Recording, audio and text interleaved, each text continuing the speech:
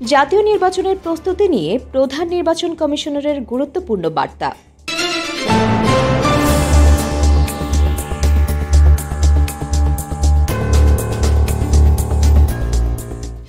জনগণের আস্থা ফিরিয়ে আনা ও নারীদের ভোট কেন্দ্রে আগমন নিশ্চিত করাই এখন সবচেয়ে বড় চ্যালেঞ্জ।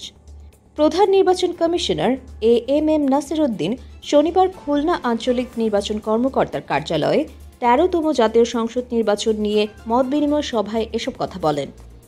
তিনি বলেন, আগামী সংসদ নির্বাচনে সবচেয়ে বড় চ্যালেঞ্জ হচ্ছে ভোটারদের আস্থা পুনরুদ্ধার করা এবং বিশেষ করে নারী ভোটারদের ভোট কেন্দ্রে ফিরিয়ে আনা।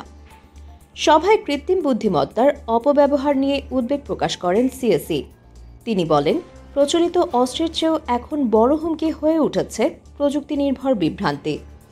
এছাড়াও নির্বাচনের আগে দেশব্যাপী অবৈধ অস্ত্র উদ্ধার ও সহিংসতা রোধে বিশেষ অভিযান পরিচালনার ঘোষণাও দেন তিনি। সিএসি বলেন, আমরা চাই একটি স্বচ্ছ নির্বাচন, অন্ধকারে কিচ্ছু হবে না, সবকিছুই হবে দিনের আলোয়। নির্বাচনের স্বচ্ছতা ও জবাবদিহিতা নিশ্চিত করতে হবে। তিনি আরও বলেন, আমরা নিরপেক্ষ নির্বাচন দিতে প্রতিশ্রুতিবদ্ধ। যদি ব্যর্থ হই তাহলে দেশের ভবিষ্যৎ নিয়েই প্রশ্ন উঠবে। সভায় খুলনা বিভাগের অতিরিক্ত আঞ্চলিক নির্বাচন কর্মকর্তা, জেলা ও উপজেলা নির্বাচন কর্মকর্তারা উপস্থিত ছিলেন। নির্বাচনের দিন যতই ঘনিয়ে আসছে ততই বাড়ছে উত্তেজনা ও প্রত্যাশা।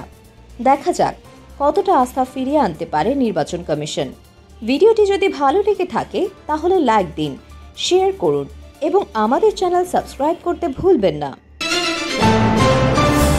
Subscribe now for daily news and updates.